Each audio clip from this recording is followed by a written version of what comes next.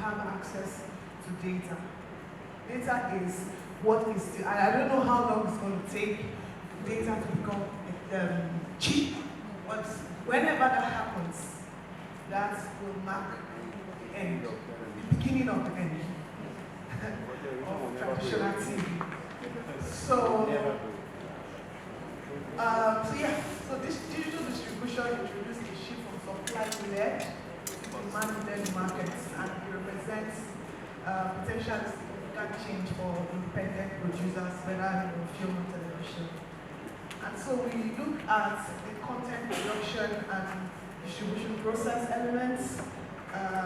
These are what the different stages, of course, that you have interconnected value-creating activities across the content value chain. So you have development, you have financing, you have production, you have marketing, you have sales, distribution, and consumption, of course.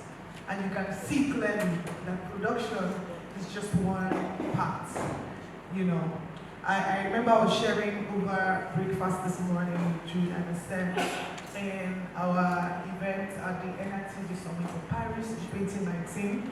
So we put together this speech session and we had executives from French TV companies and other people in the room. And this Nigerian producer, she done a TV series and then she pitched this project. For 3 years they've been developing it. Since 2019, we have, at least up until last year, when she said, oh, I needed to talk to you, I need to see you, you gave me this opportunity. It's a €1 million project, by the way. I think 13 episodes. And she said, listen, we've been developing, they've paid for the script development, we've done the development, and because it takes time, the French, development is so critical to them. It's not something they do in 1 year. 3 years. Yes. Up to 5 years. Yes. That's how, serious development. So you get a script and then they put together script writers and different people, consultants on the project. They've been doing that since 2019. And now the script is finally ready. So she got to this point like, right now I think I need to go and find my own money and make this film, and make this project because, Nigerians are not that patient. No. I'm even surprised that, she waited. But she was with them, they took her by the hand and, gradually, for 3 years, they developed that project. So now it's for them to go for production. So, there's a whole lot that happens. I know that what we are used to here is, okay, somebody just develops a script, brings it to you, and like it. How much is it? You collect the script, then you do. But if we're going to do international business, we have to be a whole lot more detailed, because now you're trying to play at a much higher level. And I want to believe that the reason why we're having this kind of session is just to help us to upskill, like our topic says, and to help us to also break the ceiling of limitation, because there are actually ceilings that limit you to that person who just makes some kind of films. You're making your money, you're okay, right? But if you really want to get up to that place where you're doing things at a much global level, then there are certain things that we really need to pay attention to. Next slide, please. So the focus on traditional business model of distribution, and then there's a lifestyle of Windows. How many of us know what is the windowing system? Windows. I don't know, can that person is not for me. Everybody can answer except you. Exactly, because you're a window. So traditional, we want to look at traditional and we want to look at digital as well. So we have the life cycle. Every product has, every film, when you're treating your film as a product, it has a life cycle, right? And it's between this exploitation of windows that you keep your money. So where we are coming from traditionally, when you make a film, okay, it goes through a certain window. You can't make a film now today and take it to AIT. That's the problem. I don't know if you understand what I'm saying. There are windows that must be respected. So it must get to from one place to another, and then eventually it gets to those other platforms. So Windows enable repeated commercial exploitation of intellectual property rights in order to maximize revenue.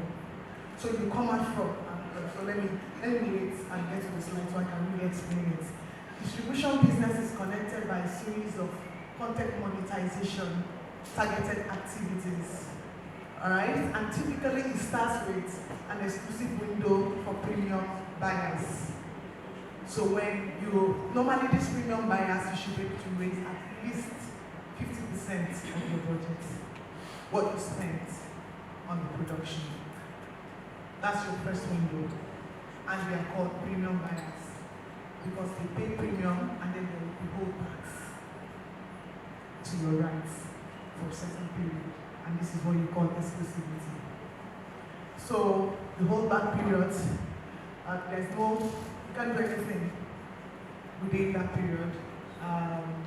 So just to make sure that there is no competition. All that is changing with originals. People now investing, they say, oh, if I can pay so much amount to have exclusivity, why can't I just invest and have this permanently on our platform? So all those models are being actually impacted by digital platforms. Next slide. So I just want to be sure we understand what holdbacks are. Do you understand what holdbacks are? Are we clear on what a holdback period is? So a holdback period is that period where because this is your first time of giving a platform your film or your series or your content, and because of that, they put a 12-month period where they have all the rights. So you can actually go and sell it to another person. So let's say the holdback period is from now to December. When you're trying to sell it to another platform, you're going to let them know that, oh, this content is so good, that it's very much, in demand. And they all are queuing up for it. So you're telling them that you're only going to have it. You can pay now, we sign the contracts, and everything, but you will not broadcast until January of 2025. So that's the holdback period, okay? And I've done quite a number of deals where I looked at films that I wanted to buy, and I saw 3 months holdback, 6 months, and I still went ahead to sign them. I just waited for them to come out of the holdback period. So it's not like it stops anything from happening, right? So we have the exclusive exploitative windows. Pay TV could be anything between 6 to 12 months, but I know that the streamers are doing a whole lot more. When they buy exclusively, they could be up to 3 months or 3 years. Yeah? And then you have, so if you start, so before now, what we had at first window was really pay TV. But right now, the streamers have come in, and the pay TV guys cannot match what they are offering for first window. So they are no longer there. As before, it was okay, once you produce, you go to showcase and become like a showcase and all that. And then, so at this point, you have either at the exclusive windows, you have either the T-board, S-board, or the pay TV. So, and then when you finish from that first window, you go into basic, what we call basic pay TV. The airlines, that's where you can start to license to basic pay TV. So this is the second window. The basic guys are like the normal channels, other channels that you have on TSTV or StarTimes, who will not be able to pay you that premium fee that you're looking at your first window to be able to recoup at least 50% of your budget. Okay? And then of course you have the AVOD. So do we all understand this concept, this digital distribution concepts of T-board, AVOD? Sometimes I just assume people know what I'm talking about. So I just want to be sure that we know SVOD is subscription video on demand, AVOD is advertising video on demand. Example of subscription video on demand is your Amazon Prime Video and your what's it called, Netflix. Example of advertising video on demand is your YouTube. All right. And then the transactional video on demand is when you pay per view, for example, Amazon. I think they're the ones that do the transactional video on demand. Next one. So when you talk about, when you come to international distribution, OTT is, you know, like it's the tech lingo that you use, but it's simply delivery of film and TV content via the internet without requiring a traditional subscription to cable. You know, I already talked about this. You are in control. What you want to watch, you have a buffet, and then you actually picking. Oh, I don't like this. Oh, I don't like this. You know, so that flexibility that you enjoy over choosing what you want is a complete disruption, of what we have always had, where 4 o'clock you know that, okay, this program is coming, and then you go and wait for it. You know, I just found it difficult to watch TV last night. I struggled. I'm like, no, you know, there's something I wanted to hear, and so I can't. You mean I can't go back and say, okay, no, this is not for me, you know. So it's a complete detachment from customary straight programming where you have a schedule in television, and which is very, very, you know, which is a very basic drive. So now, will producers continue to play an important role in this season? Of course, I'm sure you all know the answer to this question, right? Since Netflix and Prime Video came into industry, and you know that a whole lot has changed. A whole lot has changed for producers, especially those who have been able to license to them. They raced to the game, they upped everything, the production standards have gone up, the licensing fees have gone up, you know. So digital transformation is right, it has come to stay as a result of viewing practices that are changing with TVOD and SVOD. So I'm sure you go back. So I'm sure you heard about Netflix and Chill and all those other, you know, very two words that we used to describe the era that we are in right now. So key international distribution opportunities, which is what this session is actually about. We can't talk about that without talking about video on demand business models, right? That are categorized by a series of rights that determine the nature of their service. I already tried to explain transactional video on demand where consumers make an individual purchase. So it's like you rent to watch content for 2 days or 3 days or whatever, and then you pay one time for just one content. I think it was like DSTV box office. Exactly. I have somebody in my house that is a huge fan of Reddington. What's that Reddington show? Blacklist, thank you. And he said, can you imagine that when in this 10th season, I think the last one, came out that Amazon Prime Video was renting one episode for $24 or $25, one episode. One episode. And people were paying. That's how much and how high the anticipation was. You know, and that's a window.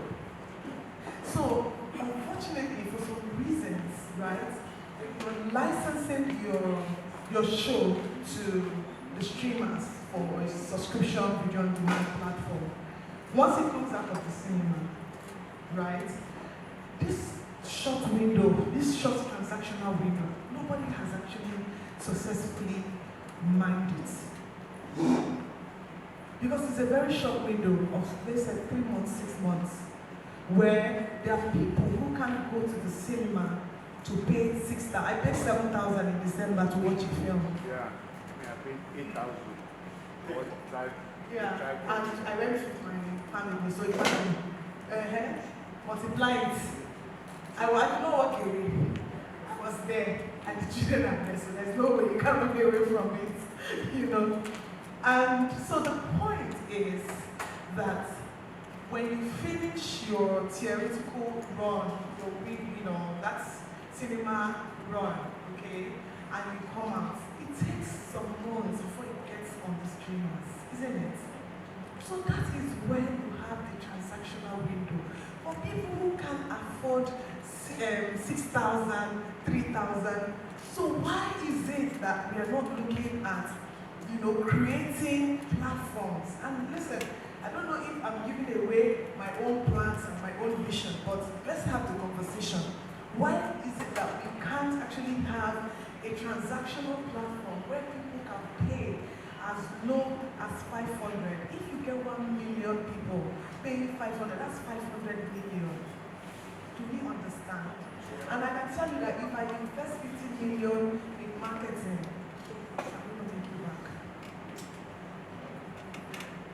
If there is an investment of 50 million to say, oh, we are targeting, want to hit 1 million people, dropping 500 naira. Because also understand that disposable income is shrinking or has shrunk. So I really don't know. Even in hotels like this, I just ask myself, how are businesses surviving? So there are people who are just merely existing, but they are not, breaking even. You understand? So why don't we create our own avenues, our own, platforms, so that we are not even overly dependent on international platforms that can call you bluff any day. They can wake up one morning and say, you know what, Africa, we are done.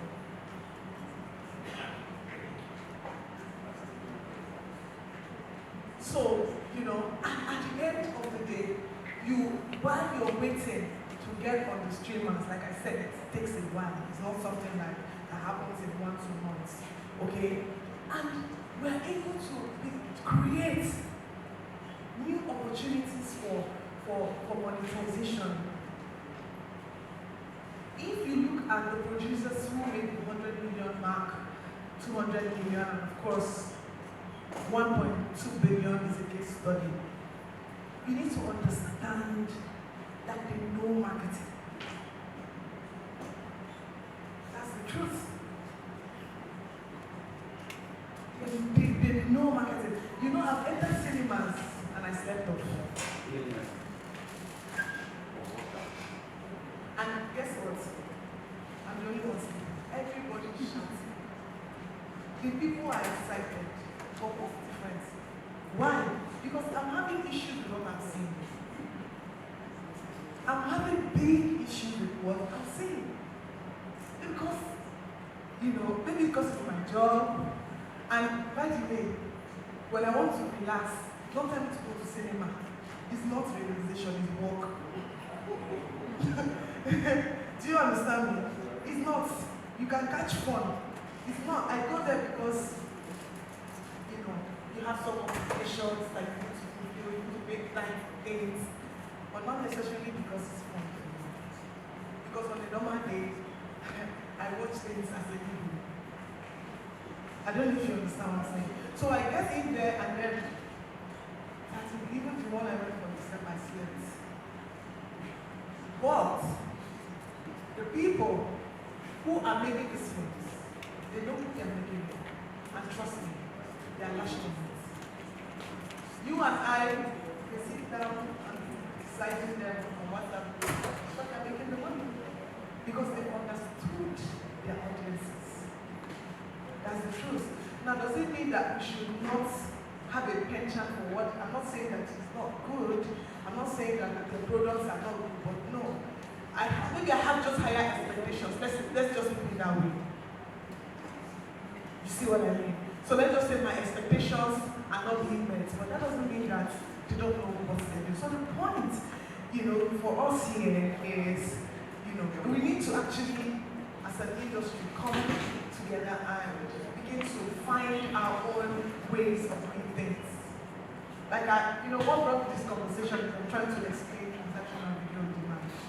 Okay, where we can actually have that window that people will just pay 500, pay 600, pay 700. Because even why are we not treating film as a product? Why are the big companies doing sachet marketing? Because they know if you're waiting for people to come and pay 5,000 in cinema, you are leaving money on the table. Because there are people that can afford 500, why don't you collect it? And that's why what Kene is doing is really exciting for me, because he's come to understand, our whole economic strata, knowing that there are people who have 1,000, he collect their 1,000, those who have 20,000, collect it, because at the end of the day, if you don't, they're going to use that money and buy data. And go to YouTube and watch film for free. And then guess what? The films will leak. For sure, you know that one is standard. They will start sharing it on Telegram and WhatsApp. And then they will download it to their data. So I went into December, I think December or January. Yeah, I went into God is good. And while I was waiting to pick up my package, I saw a movie on TV. I just walked up to them and said, please, what's the name of this movie? Okay, it's Battle of Mpkaru Street. Tribe of Judah. I said, hey, Tribe of Judah. Oh, wow. I said, it's a good film. I said, it's a good film. I just quickly took a screenshot, did a video, and sent all the distributors and said, you should come and see it. Because the film was just released in the cinema, and it was on TV. They put a flash on TV in an open place. It's not hidden. And they don't even understand what they are doing. I went to my friend's house also and she said, oh, Tribe of Judah is on my phone. Can I send it to you? My children laughed. I said, don't try it. You are looking for trouble. Because I will even tell you, this is what you're doing. It's wrong. And they don't know. They don't know. That's the sad part. They don't. I'm telling you. Some of them don't know. I'm telling you that. Some of the creative, half of the creative to watch. Okay, it's debatable. Yes. It's debatable. There's some creative So the person, my friend's lesson teacher was the one that shared. Mpkaru. So both of them clearly don't know that that's For you to be able to access that, you must have a particular app. honestly, I think, okay, I think it's highly debatable. So anyway, let's move on to our conversation. I just wanted to bring out something that I have been very passionate about, and I believe so much that is going to actually help to grow our industry. Next slide, please. So let's begin to look at the, pay-per-view option. Those of us who have access to technology, I don't think it's going to cost us a whole lot to start platforms like that can actually milk and mine, that window before we go on to, because at the end of the day, when you're not using these rights, right, the streamers, they take everything and they tie it down. They're not using it, okay? So it's extremely important for us to understand that. So you have revenue models of VOD, PPV subscription, download, and then TVOD. Of course, you have the buffet style. Those subscriptions, digital rental. So you're not subscribing on a monthly basis. You just rent and then you watch, and that's it. And it's also operated by OTT players, movie studios, tech outfits, telcos are also going into this space very much. I'm sure very soon you're going to, of course, you've seen Glo TV, Airtel TV, and the rest of them. Yeah, and they're all getting involved and trying to get a share of the OTT space. Then, of course, we have pretty much talked about all the subscription video on demand, streaming services where you subscribe monthly, annually, and then ad supported, where you have access to free content and then you pay with your eyeballs. Okay. So the key things, the key offerings are, of course, the fragmentation that is happening with viewing, the way people consume content is hugely fragmented, shifts in viewing habits, and then building on content. You have a particular season, you sit down one Saturday and you watch one season, you finish it, something that normally is scheduled for 3 months. You sit in one sitting, you finish it as if you consume it, and then of course you have TV connected devices. So, you know, there is where the world is heading. So I don't know how many of you have heard of FAST, F-A-S-T, right? So that is what is happening. For those of you those who have very big YouTube and Facebook page channels, I encourage you to go to begin to look into launching your own FAST channel, because what it does for you is it puts you on CTVs and connected TVs. So Samsung, you know, a lot of people do not know that when you go on your smart TV, at the bottom where you have apps, do you know that there are so many streaming applications that give you content for free? Yes. So some of them are also FAST channels. So you have a drop down of different channels, food, lifestyle, and that is where, because I started early last year with one of the biggest tech companies that are launching these FAST channels, and he said, listen, where the world is going is that every one of you will have your own channel. Yeah. So people can go and see how you're cooking food in your house. You put it on your FAST channel. How the kind of clothes that you're wearing, your wardrobe. So, you know, the way Instagram is now, that anything you want people to know, you put it there. That is where we are headed to. That is where the world is headed. It's where exactly, where everyone, you know, you have, and then you can now monetize, of course, through advertising. Because there is also FAST channels, of course, is ad rev. You know, revenue on advertising that you see there. So your YouTube channel still remains for you. Your Facebook channel remains, but we're not saying, oh, there's a new child in the block that's called FAST. And the same content. But now you have more reach. Okay? Because Samsung TV is carrying your channel, LG is carrying your channel, Hisense is carrying. So when people switch on their TV, they can go and watch your channel on those TVs. So that is TV connected devices. So I mean, pretty much we are at the point where traditional business environment for independent content producers has become increasingly challenging. I already said that because the traditional distribution was built on rigid windows. Now guys are making $10,000. They're making skits and putting on Facebook. They don't care about it. There's nothing like, they don't even know what window is. I was speaking in advertisers conference last December in Abuja. And I was speaking to advertisers. I said, you know, you guys before now, or even up to now, you still have some arrogance that you believe that you're the one controlling things, right? And I used an example. Hilda Bassi, did she come to any of you? Did she go on TV? Did you see her AIT? Did you see her on Silverbed? Did you see her NTA? Did she come to bed for adverts? But did she make money? Yes. And the film as well. And they sat down and looked at themselves and said, there's a point to it. And that is where we are headed. This, even, you know, when I spoke to some channels, like the TV channels, and I'm like, the same thing I said here, it's just a question of data reach, where people can buy 1 gig for 15 naira. Then you know that your channel is, you know, pretty much, yeah, you know, because now, guys have found platforms of expression.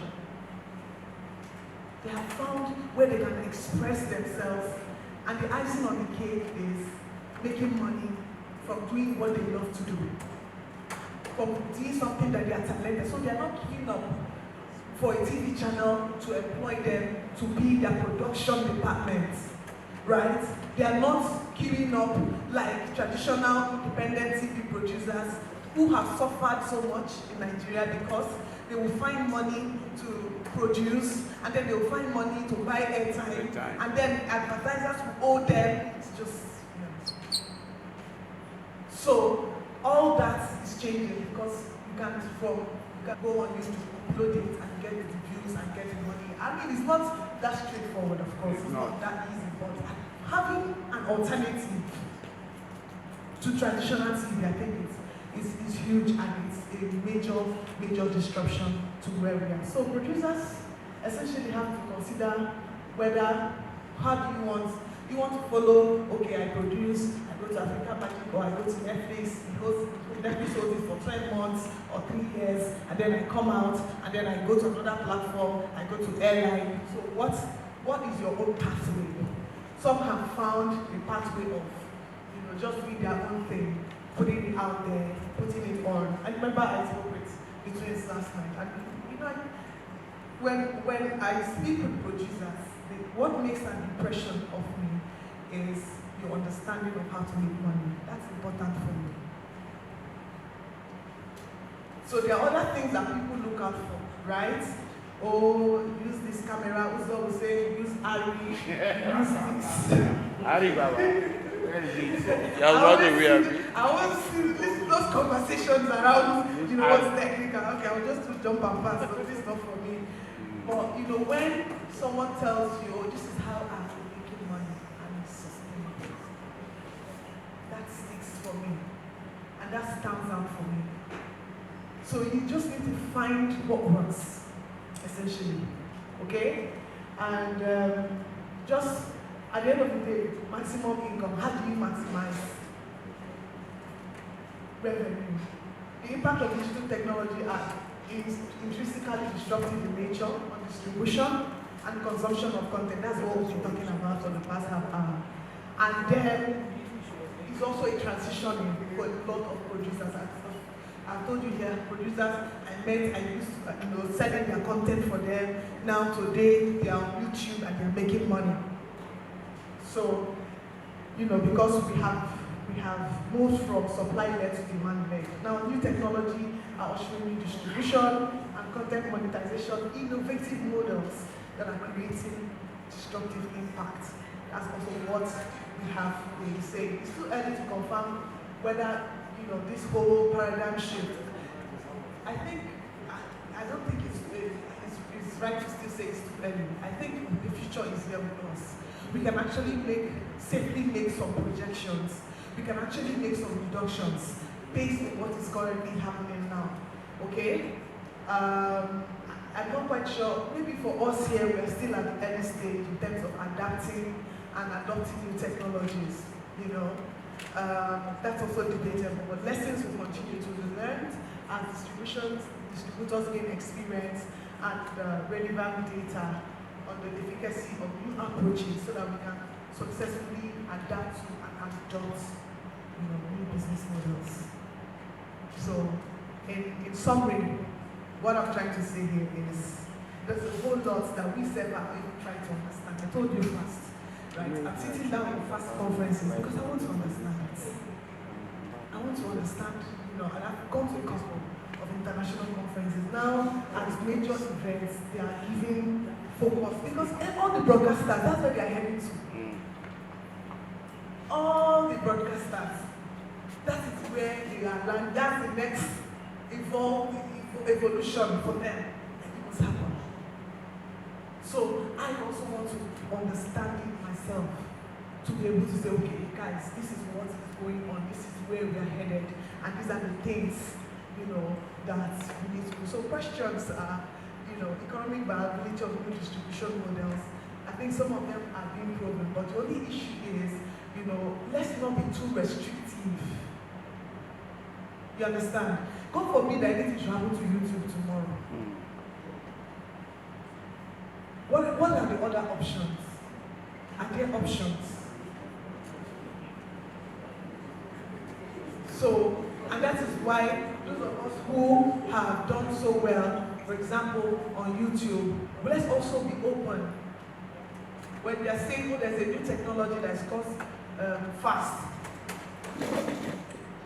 let's also be open to say, okay, let's understand this so that we can, because it's the same content, they're not changing anything. It's just the same content, just like you having syndication, you put this on the air, you put this, so it's still the same content, but you're now opening up new opportunities for revenue. and then the traditional. I refuse to talk about cinema because Kene is in. I will not. Please. No, I won't. Yeah. So I will not speak to that. He's going to speak very shortly, and we all don't understand our fortes. So sometimes when you also talk about ourselves, we say that's not to her. She's the one. I'm not going to talk to you about this. So and if you notice carefully, I didn't delve into that because that's actually not my forte. But again, those traditional models, okay, despite the declines, and obvious declines, you can't actually deny this, economic factors, a whole lot of things. But yet, are we saying that Canada is doing 23 screen 26, cinema, 27? 27. 27. So if I leave this room and you're not challenged, then I don't think I have done what I'm supposed to come and do here. And I want to commend Uche for, this consistency of doing this. There's always the baby's face. I was telling you them, I say, if everybody gets a place, I can't complain. No, because I understand. But it needs to put together and it takes a whole lot. And also commend you, please, let's just put our hands together. So yes, I don't know, there's actually one more thing I wanted to show. I don't know if you have. So for everybody who wants to do an international business, either you are doing it currently or you, please keep your thoughts on this, your questions. I'm going to take your questions quickly. Okay, we'll do it together. Okay, good. So let me just show you, we all know what a temp sheet is. Temp sheet.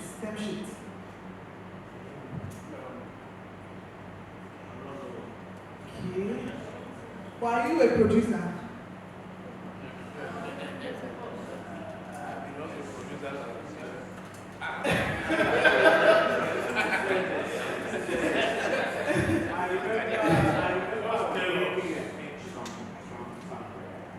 I think we'll just hold on to that. We'll take your comments. Let me just quickly run through this.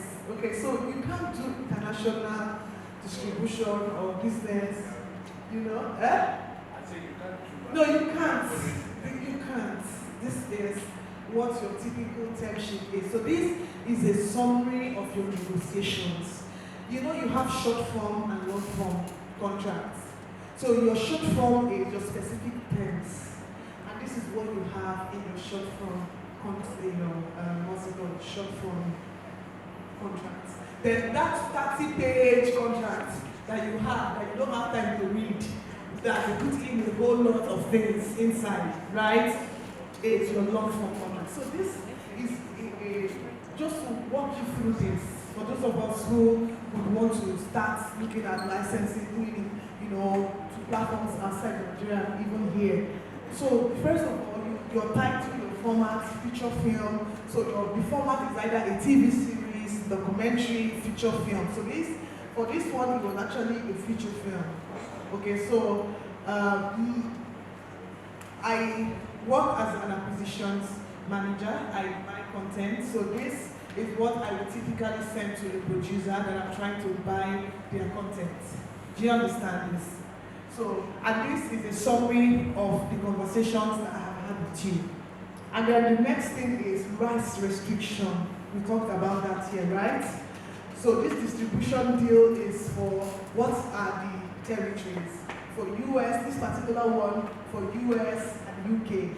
And then, sales history, I jumped. Sales history, I need to know where has it been exposed to? Where has it gone? Because it affects the value. What has gone to 20 channels and what has gone nowhere is not the same value. So that's why sometimes some people say, this channel, they want to kill my content. They have shown it 20 times. Because the more exposure, the more runs, we call it runs, we call it TV runs, the more they show it in the morning, next week they show it again. At the end of the day, it waters down the value. So we want to know the sales history, where it has gone to, right? Because these are the things that inform the negotiation and what you get. And then we also need to know the rights restriction, 12 months exclusivity in MS, so you can tell this will tell you how long ago this deal has, happened. And then so this particular movie has a deal, current, as at the time I was trying to sign it, had a current deal in US and UK. Do you understand? That was to expire January 2016. Remember I told you about holdback. So this is a typical example of holdback. But it didn't stop me. You see, it didn't stop me from having conversations and negotiations. And then it has a freedom clause to engage with any other distribution company for. So that's why there's a freedom clause. So in some cases there's no freedom clause. You can't even discuss. And then you have 12 months exclusivity in Mnet that expires 2015, and another exclusivity with Netflix or US and UK that expires January 2016. So these are the things that you need to know as a producer. You need to know these things and be able to put it out, because if you don't disclose, this is disclosure. If you don't disclose that there's a, what's it called? There's a platform in America that have bought this film, and then I go on to pay you exclusivity for America as a territory, is a problem. So you must disclose your history. Very important. And then the territory, because now look at, in this case, I was looking to buy for the world. So you need to let me know that in America and UK, that Netflix has bought it exclusively for this period of time. Okay? And then when it starts making revenue, share revenue, we'll take out 10 million first, and then from there we'll start sharing. So that way, use this one and hold your conscience.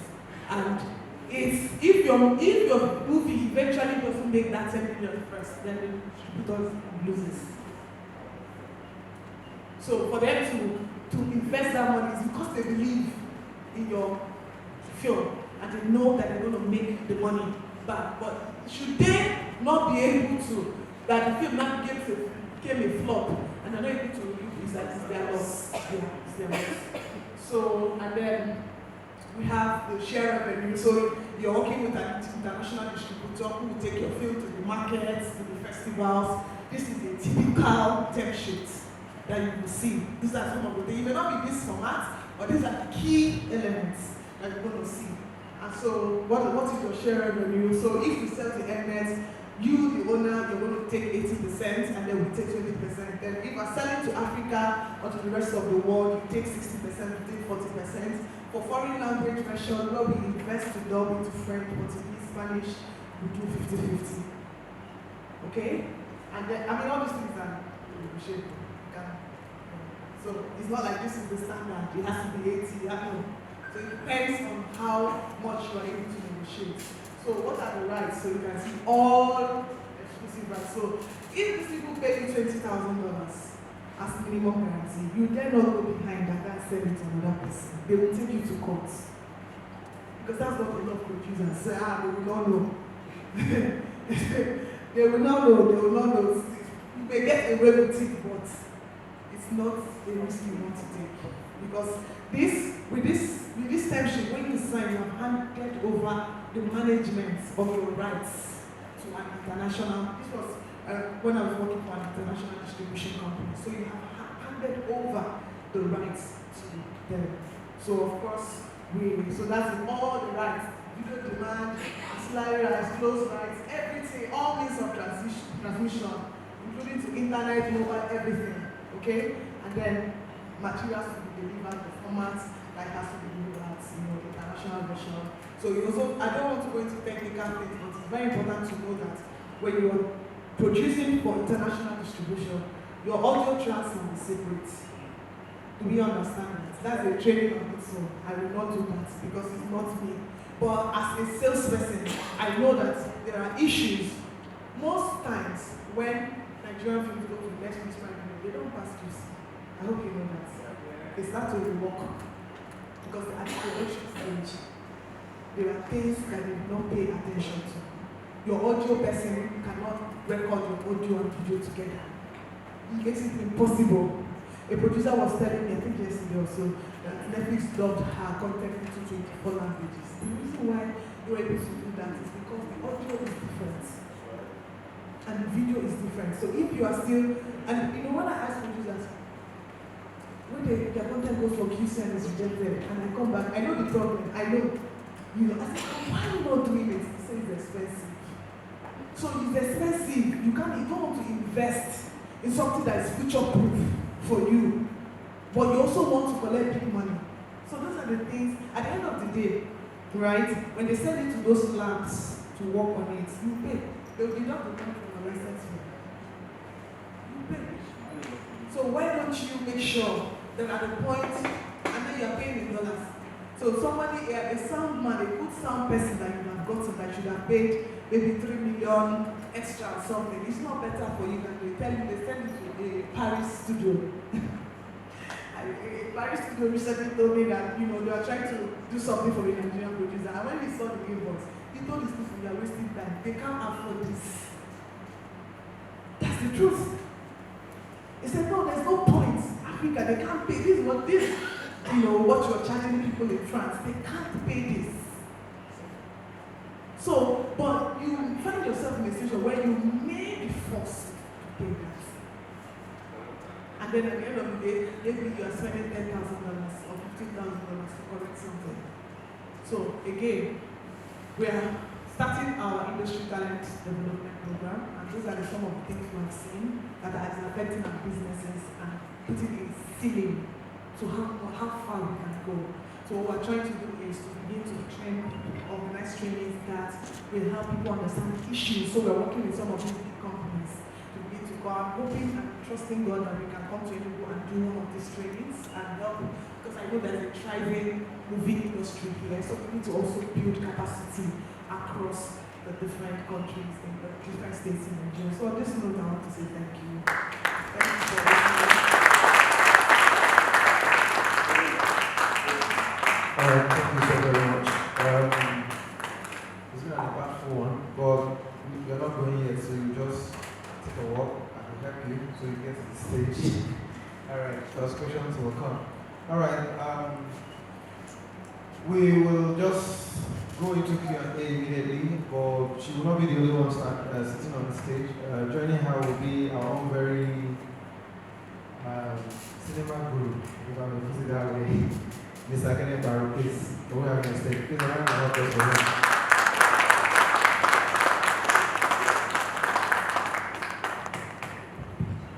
Okay, so before we, give microphones to anyone who may want to ask questions, I would like to. Madam Ijeoma has spoken so much across different aspects of film distribution and what to expect, but I would like to some sort of opening speech, give a sort of round trip talk, yes, on distribution as it pertains both local and international opportunities for filmmakers in general. Thank you. By grace of God, we're going to see things that are coming. Mercy on us. But it's exciting and it's coming. Distribution. I think we're going to take a lot Q&A, but one of the biggest things you must understand is that it is not good that guarantees sales. It's not good. A good product does not guarantee sales. What guarantees sales is appeal. What is appealing is what will sell, not necessarily what is good. What is good can win you awards and accolades. We'll win your awards and accolades, but what will sell is what is appealing. So if you can get a good product that's appealing, then that's fine. And that's the target. With respect to film industry, it's very important to understand your market. It's very important to understand who you're making that product for. A lot of times we make products for ourselves or to tell something. Filmmakers, particularly the black filmmakers across the world, majority often have a reason why, and whatever reason you have in making a film is good, but just know that reason. The African American, or usually the black British filmmaker, will make a film because suddenly in the last maybe 20 years, there's been an expression to say that thing that they've been suppressed, not to say, but to tell their story, like we keep saying. And it's usually centered on anti-racism. That they're responding to you, what is appealing to you on their platform. That's what they're responding to. You don't buy Akara in Roban, so he stopped selling it. You don't buy it. Maybe because of behavior, you go there feeling too posh and too, oh, I don't eat Akara. I don't watch Nollywood films. So the platform stops stocking those things. And they will stock the one you buy. Donuts. And puff puff. Diet. And meat pie. Because you're buying it, so they stock it. So it's the same thing as well. Sometimes people create a particular type of product because they haven't studied the market and who is buying it. They take it to any platform and say, can you sell this? In my case, my primary forte is cinemas. People bring us documentary or docu-features, and we reject them, and they say we're wicked. No, because you're not buying it in cinemas. The minute you start buying it, you'll be the ones chasing you. It's not, nobody is mean. There's no emotion to it at all. The minute you start buying it, we will chase after you, and make sure we get the rights, and you don't give it to the streamers and the Netflixes, That's how it works. So that, in a nutshell, I think it is one thing to take back. Is just bear in mind that it is appeal that sells, not good. In everything it is appeal. If you go to a restaurant downstairs and they do buffet of food for lunch or breakfast, and you do all that stuff and you put salad. Usually, I watch that when you have an event and at lunchtime spread buffet. I oftentimes go or stand and I'm watching what people are eating, and at the end of it, you see a lot of the salad is left. All the jollof rice will finish. Fried rice will finish, and so it then makes you in the hotel. The next time you come, those things that you didn't eat, or the caterer will not do that the next day because they waste of money. But the food is good, but you're just not eating it, and also, if the minute you want culture to be exported, bear something in mind, please. The fact that your product is good doesn't necessarily mean that they will buy your product overseas. The fact that, in fact, if you notice, all my traditional have this lapel type that makes it look like a Western suit, just to make it a little bit more contemporary. But I can tell you anything, wear this thing, have a shop in England, you ain't going to make money. Except you have these pockets of Nigerians that patronize you anytime you have party. Otherwise, they will come, oh nice, they take a picture with it. But it's not really appealing. So if you want your culture to travel, you have to make it appealing. Look at the big Hollywood blockbusters. There is almost no big Hollywood blockbuster in the last 10 years that doesn't have a Chinese in it. There's none. They know why they're doing that, because they want to sell in the China market. Before COVID, China market became bigger than North America in theatrical. So now you want a piece of that market. If you want to make a film here, we made a film called Wedding Party. I was one of the executive producers years ago. And look at the casting of the film. Look at the story of the film.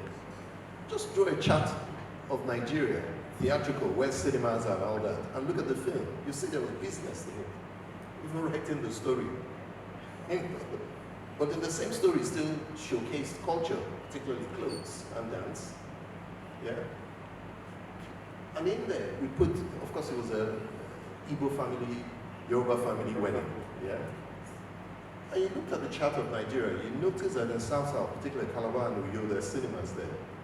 So it was introduced that in the script, I think it was the Yoruba family, or Igbo family was trying to please the Yoruba family to bring a traditional Igbo dance, and they got it wrong in the script, and they got an ethnic group. It was intentional. Go and look at the box office from Calabar and Uyo. It was intentional. And even that mistake worked in the script. Go to Nnewi today, there are Chinese that own stores in one Nnewi market, and they sit outside just like everybody else. So what's the difference? If it's in your film, what's the difference? If you want to make all that stuff you call authentic and all that, that is still fine. But that may well be, depending on what you're telling, the story you're telling, that may well be for documentary channel or history channel. And you can still make money from it, correct? Yes. Yeah. Didn't we see something online last year where this couple, boy and girl, on a motorbike safari, was it South Africa, Kruger Park or something, and something happened, they were attacked, or they encountered a family of cheetahs, like 6 cheetahs. Did you see it? Yeah. And you know, I can't remember who was recording. The guy was recording. The girl was, you know, squaring up, or rather, you know, the cheetah, you know, all that kind of stuff. And I believe, and I understand, though, the gist has it that that was sold for $1 million. It was about 5 minutes. I think it was Nigel Wire or something. $1 million. Something that just happened. They fell off their bike, the cheetahs, 6 of them. So you know how this thing will crash, and they would, and she was screaming, back up, back up, back up. I don't understand how the boyfriend was even recording it to start with. It's a white person. Oh yeah, that is the answer. That's and it's so what I'm saying is, even the films that are documentary, the films that are historic, there's a market for all of them. The problem, we think that the only market is either cinema or this Netflix, this one, that, this one, that. No. Just know what you're doing and how the distribution works and who is watching. Yeah. So, right. So that's something. That makes a lot of sense. All right. Yeah, thank you very much. Now we're going to open the floor. We have a couple of, I know we have entertained a couple of questions. We don't really have much time because we are going for the tour afterwards before we come back for the closing ceremony. So, if you have questions for any of them, you could indicate. I will supply the mic to you. And I would like you to just make the question brief and straight to the point. Questions for any of the two on the stage? Anyone that has a question for them? If you don't have, I have one.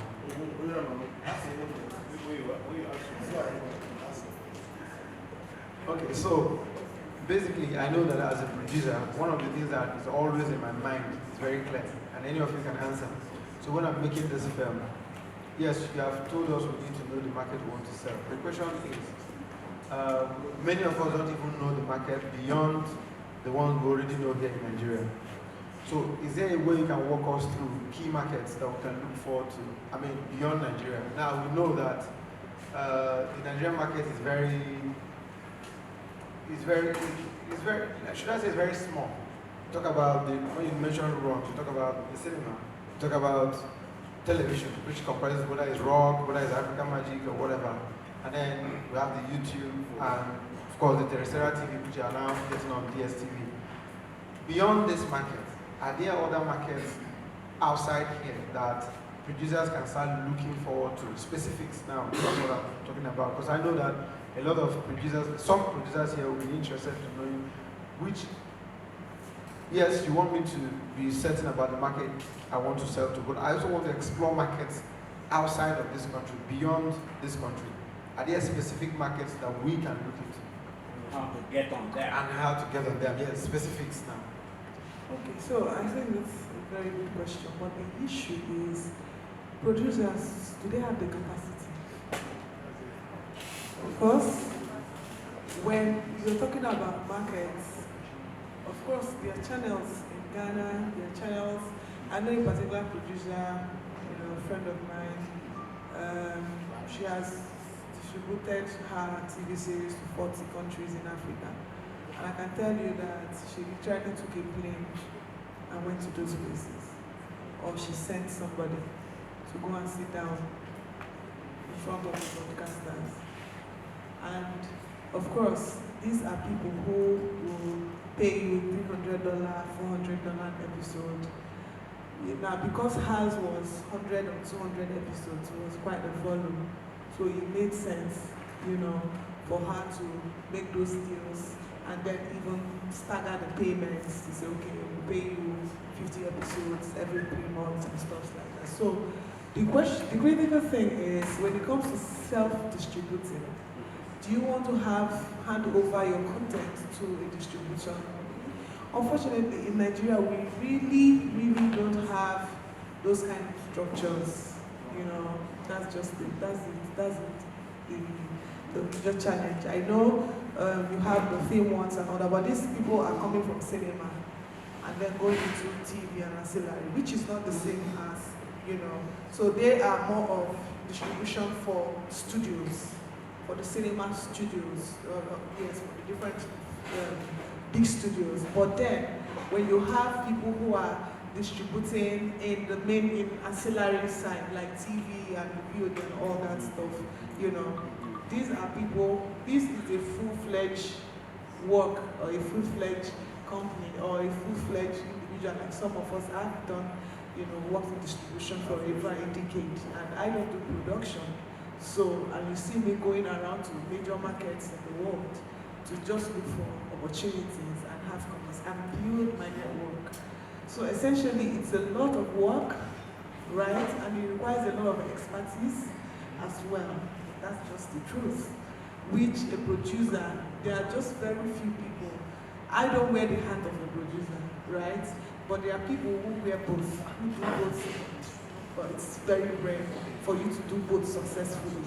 Sure. So I think, to answer the question straight, if you have a very good product and it's very tough for you.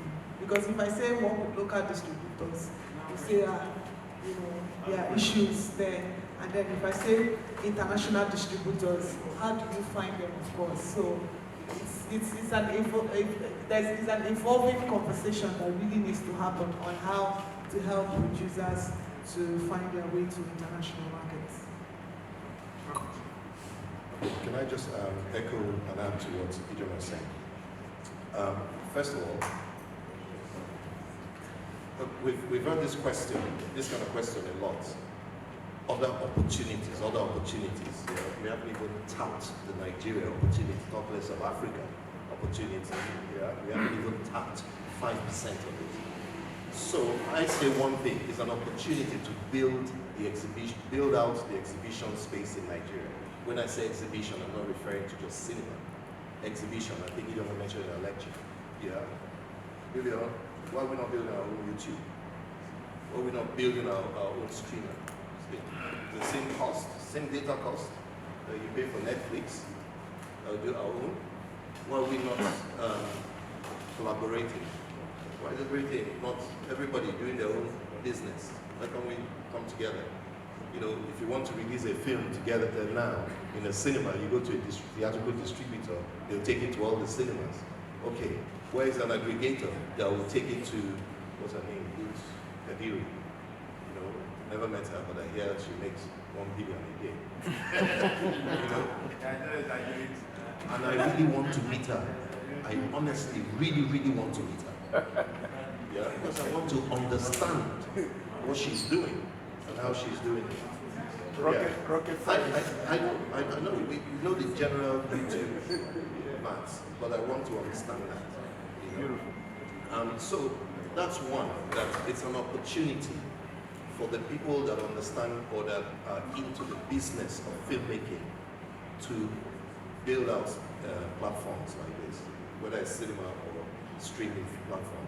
Then the other thing, specific markets globally, you have to also understand that if you want to travel with your product, if you want your product to travel, you have to do something appealing to them. I remember back in the day, Film One put a deal for Film One to represent 20th Century Fox and Warner Brothers. So twice a year, we kind of meet somewhere in the world. All the licensees, distributors for 20th Century Fox or for Warner Brothers separately, you know, building over time relationships. And I remember this guy from Turkey, and I think they own cinemas as well, they're distributors. And he said, oh, Kenny, why don't you give us some Hollywood films, let's play. And I said, no, it's not time yet. Because if I give you a good Hollywood film and it gets to your territory and fails, it's going to close that door. Until somebody makes a film that connects with Turkey, whether Turkish characters, Nigerian Turkey story, whatever, then I'll come to you. Then I'll be sure to get 50 cinemas. Yeah? Then it might even play in Greece, Armenia, and all those kind of places around. and we just drop in small, you know, by the time you add it up, you make a lot of money. Yeah. And I say, I'm going to StudioCon, we're going to produce a slate of films. 5 of them will be premium, 21 will be smaller films. Those premium ones, you know, maybe $500,000 each. I guarantee, not God, you know, but I guarantee that each one will generate box office alone, cinema alone, a minimum $10 to $20 million. I guarantee it. And I make this presentation to studios abroad. And they say, how? And I show them. I said, it's a formula, there's nothing new. I just dissect your films and what you do. And they looked at it and, oh wow, that makes sense. When do we go into legal? Well, unfortunately, I left film house. Yeah. It's not difficult, you know? It's the same thing. If you want the film, when we're doing Wedding Party 2, I noticed there are a number of cinemas in Abuja and one we have in Kene. But by the time we're going to release the film, there might be another 4 cinemas in the north, as was planned that time. I went to Kaduna for something. I met with Alina, we met with Rahama, and I did a group email to all the executive producers and producers. And I said, we need to put Rahama in this film. You know, the guy is writing it now. You know, eventually, between 10 p.m. and 1 a.m., we had written Rahama in it, we had costumed her, we had agreed her fee. She was traveling to Dubai anyway to meet her sister or something. So flights is not on us. And we've written a script for her on the top of the bird. You know, why? Because I've worked out that we're going to make an additional 40 million naira revenue by just doing that. You know? Everybody got it because we're talking business. Somebody might think, oh, I've written the script, we can't check. At this time, they started shooting the Lagos part, and they were about to fly out to Dubai. You know? But everybody got it. You know, and we agreed. We meet up, you know, she would meet up with them there. The next day, Rahama got ill and missed the flight. And that was when everybody has flown from different parts of the world to shoot that scene. By the time she got the next day, it was done. She called me from Dubai. I'm like, it was sympathetic, but I was upset. You know, today I said she owes me 40 million naira. You know, I said, go to set, go there, just go there. They're finished. They're just. I'm not. Yeah, but that's not what I'm saying this time. Yeah. There's a pyramid not far from here. If you take that back road going to Suka, you get to somewhere. I can't remember what it's called. It's not Suka. Yeah. Yeah. Before you get to Opi, on the right there's a Catholic something there. Yeah. There's a pyramid there. Nsude pyramid. Nsude, that's correct. Yeah. How do you know that? You don't. You know, somebody has found that, but you didn't know. But the minute Brad Pitt or somebody comes on his street, goes there now and discovers it, yeah, like you said, discovers it, then suddenly all of us will know about it. And then it will also be appealing to them. I'm just telling you how Hollywood thinks. Yeah? You know, so it's important to understand that a lot of these networks have diversity policies. There's so many Nigerians in the UK wanting to watch Nigerian content, and somebody did meet their Debanjos, to say Adebayo or Debanjos, yeah, with Wale Ojo, yeah, to try and meet that diversity quota. And a lot of Nollywood people who watch that thing and like, this is not really well, we can do better. So why are you not doing it? There's another one, the Yoruba girl and the white guy. The love one, what's the name? Abisola, yes. Yeah. Why are we not doing it? Why? We always want to feed the Oyibos abacha and Ghanaian soup. Nothing wrong with abacha and Ghanaian soup. But you're not going to eat it now. Yet you still want your food to be in their restaurants. You know, I've said the best plantain, fried plantain, my food. Yeah? Hint, hint. Fried plantain, the best one I've ever had in this world. Phoenix, Arizona in America. In the desert area. I went to this restaurant. You know, I don't know if you guys remember one time in Film House, we did some streaming thing. myfilmhouse.com. So the guys are based in there. And so I went there, they took me to a restaurant. I think there were only 2 black people, me and one of the student waitress girls. So she brought the menu, and I looked at it. I saw plantain. Hang on. Is this plantain? She said, yes. You know, I said, I want it. And it came, $20. 4 pieces of plantain, $20. What? You know? It's the best plantain I've ever tasted. Fried plantain. Lightly golden brown. Caramelized. They put caramel on the bloody thing. What? You know, I ordered a second one, $40. It was so nice. So you see what they've done to our plantain? They made it more appealing to them. They didn't do that plantain for you. You don't exist there. You don't exist in Phoenix, Arizona. I mean, for those that have lived in America. You don't exist there. When I say exist, it's not one out of the 2 of you. You don't exist. Why would somebody do a menu for a population of people that is not more than 10, for so to speak? They did it for them. They transferred that exotic thing and made it palatable for them. When are you going to do your Nollywood thing and make it palatable for them? I can give you examples and examples. So you have to understand that. Then also, it's very important to understand TV markets and stuff like that. A lot of people here at this festival, you know, address a lot and tries to educate a lot of Southeast filmmakers, correct? And educate maybe young up-and-coming Southeast filmmakers. See, part of the problem is that Southeast filmmakers don't travel. You don't go to things. You don't go to things. You don't network. You don't do things. You know? Sometimes people are saying, is it like the Yoruba film industry? Just boom, boom, like that. Go to Netflix, you will see. It's not anything, it's, you know, just listening to your lecture there. You mentioned LA, you mentioned France, you mentioned Ghana, you mentioned this, you mentioned that, you mentioned this. You know, you didn't even mention the TV markets apart from yours, like your 10. Guys, these are people buying content. These are people buying content. These are people that understand the diversity policies in these Western networks. And they've come there, they're looking for Afro-Caribbean programs. They're looking for this. You know, why are we not doing it?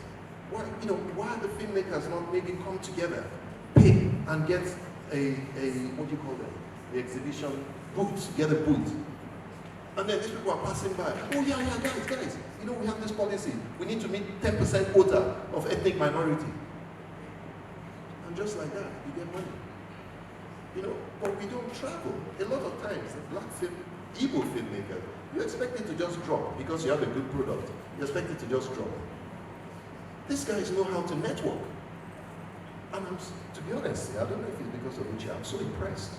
This is one of the first times in a Nigerian film festival, yeah, where I'm seeing filmmakers show up for business workshop or conversation. Honestly, I'm impressed. You know? A lot. Yes. Sorry? Even Africa, I don't see you. No, I haven't been to Africa in a while. Okay, I can tell you in recent time. Yeah, Edo International Film Festival is there. So even the Afrif itself, I may not be there, and even all those ones, yeah, but I have people there.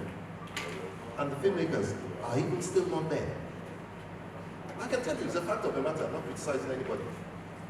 They might be on the grounds, they're outside there then talking. They're not in the lecture. You know why I know? Because it's the same question every year. It's the same type of questions every single year. Yeah? And so my frustration is that we have people that do wonders creatively, but it's not responding back financially. Why? You know, people say, why is it that Netflix pays more money to South African films, meanwhile Nigerian films are better or are more watched? They're not more watched, no. Netflix subscription, yeah, sorry, they're giving me time, yeah, it's for time. You know, Netflix subscription in South Africa is far bigger than Nigeria, even before COVID, even after COVID. You know, it's far bigger. I'm a platform. My aim is viewership so I can pay my bills. I want viewership. I'm going to get anything that will help me get subscribers.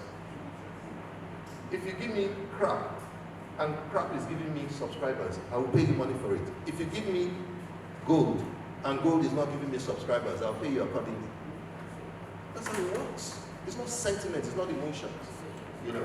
But I think filmmakers, Nigerian filmmakers, need to understand the market, need to understand the distribution, need to understand who they're making these things for. All right, we'll take more questions. What is, we'll take like 3. Okay. First, go on. Okay. Okay, yes, Sorry. Mr. Kene, thank you very much for your very detailed explanation. But what I want to say is that you are just asking questions. Why are we not, you have listed so many things that we are supposed to be doing that we have not done. And I sincerely believe that the essence of coming here is for us to find a way around all those things. Because as you have identified them to be a problem, it is indeed a problem. It's not as if we don't want to, but the fact is that we don't know how. Before you came on board, Ijeoma said something that actually shook everybody. And it's a possibility. She said, what if eventually a YouTube goes? Which has become a kind of fallback to more than 80 to 90% of Nigerian filmmakers as it is. In a situation we woke up one morning and YouTube is gone. What happened? And then you came on board and said, why are we not building our own YouTube? So that is the thing. It's not just about identifying all these problems. Is there a way we can actually get serious and start doing it instead of asking why are we not every other time we gather why are we not? Before you respond, Thank you. we'll take like 2 or 3 questions up front, then you respond. No. Sorry, sir.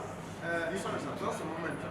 Let the DG make his comment, then we pass the microphone back to him. Sorry. Good afternoon. Well, it's okay, just a minute past 12, so good afternoon. It's a pleasure to be here, and thank you so much, our ambassadors. I call these people ambassadors because when we want to talk about cinema, when we want to talk about distribution, and putting our best legs internationally, these are the people who have been carrying this flag independently. These people travel a lot, they go seminars, workshops, network, they talk about these things. So I normally call the ambassadors. Thank you for your very wonderful presentations and all that.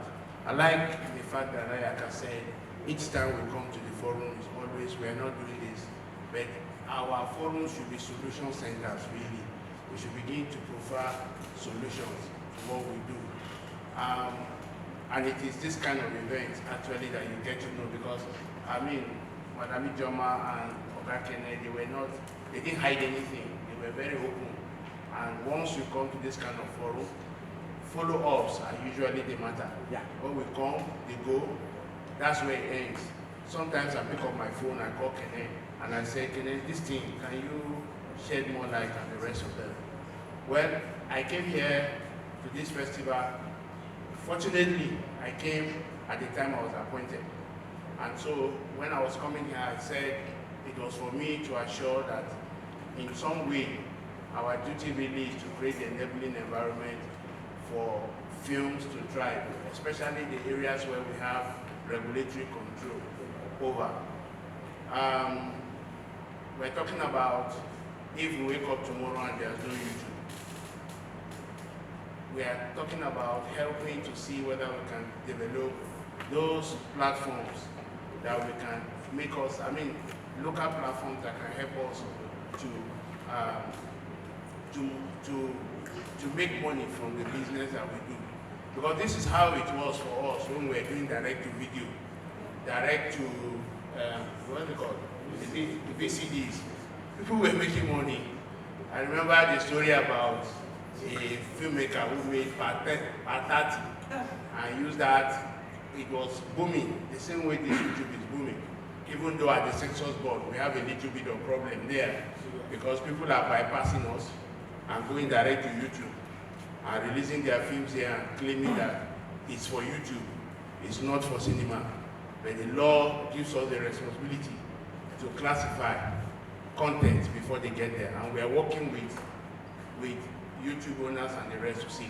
Not that we are going to censor your film, because I know the fear has always been censorship. No, but we are going to classify the films. Not that we are going to keep your film for 1 week before we give you license. Under this regime, if you don't get a reply in 48 hours, send me a message and you will get if you don't, and 48 hours is even too long. It's too long because the man wants to just drop his content and go away under our law. And I want a situation where we don't go against our own law, because in other countries they shut down, they completely shut down, they tell the platform not to operate in our environment. But I don't want to go there because I'm a creative myself. I create content myself, but not as big as Oga content creator. So I don't want to shoot myself in the leg because I have government job. So by law, every content that goes on so far is deliberately made to entertain people, and it has a time frame, and you have a producer, a director, and all that. You are supposed to pass it for classification before it gets to YouTube. But that's one side. The part I'm going is that we need to begin to develop proper value, the value chains of production. We are so interested in producing, and we're not interested in building those other things like distribution, like even production. I was talking to my queens here that when I see people say that they are producers and distributors, I pity them, because those two jobs are not what one person can do at the same time. So we need to begin to build distributors, and the kind of distributors I met on ground is the type that you have to go and meet them, pay them 5,000, they give you clearance to come to the census board. No, my idea of distribution is that you see a good product, you take it off from the person, and you go and handle fine windows. Find windows of exploiting that work. Not just a producer going on a negotiating table. That's why we always don't find something else. So we are going to encourage that level. And the next one, the last one, as soon as I took over from office, as soon as I assumed headship of the census board, I was thinking of how before data becomes 50 naira for 1 gig, how our filmmakers can begin to make money, especially at the grassroots. I made a visit to somewhere I don't want to mention yet, so that somebody will not go behind me and go there. It is not about me. Census board cannot build those cinemas. And I'm going to talk to people like Oga Kene and the rest after this. It's not about me, but we have sold a proposal to an agency of government that has presence in 774 local governments in this country. They have space because people are gradually shifting. I know the way I'm describing now, you know the agency I'm talking about. People are gradually shifting from that level of communication because of the presence of WhatsApp and all those ones, and email. So we have had an agreement with them. We are not building. We are just going to get investors who are interested to use their spaces. And we are providing guarantee. You know, because when you come and tell somebody that, oh, we know this company, they are very good. We will use those space, use the space, provide guarantee, write endorsement letters, which is what I'm doing now for most of our festivals. When they write to me, I will write endorsement. Oh, I know these people, you can deal with them. We will use those space to build little cinemas, community cinemas that are not 6,000, 8,000. I know that in the east here, I know that in the north, they go out during the weekends. So some of these our filmmakers can actually go to those community theaters. In fact, presently now, content creators too can put their content into 1 hour and show in these cinemas, and these people will come there, pay as little as 500 naira to watch those content. We are not building the cinemas, mind you. Government is not good in doing business, but our role is to create a enabling environment. So if we don't have a one Kene building in 774. I can come to Ayaka Global and say, in this your community where you have chieftaincy title, you are known, can you raise resources there? Let's build one cinema there. We do build, operate, and transfer. The only thing they need to pay to enter that cinema is to buy a 500 naira stamp to enter.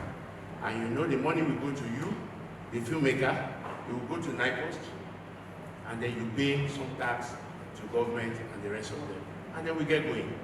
Because the more distribution centers we have across the country, the better for us. The better for, and if you have 774, and you release one film in 774 cinema, even though it may not be possible because of screen, but you release in your community, in maybe the southeast, you release a film in that number of films. Look at the volume of money that will come not only to you as a filmmaker, but you know, and look at the number of businesses you will enable. So we are working on it. I've already extracted commitment, but the next target now is to look for investors in those areas so that they can be able to do.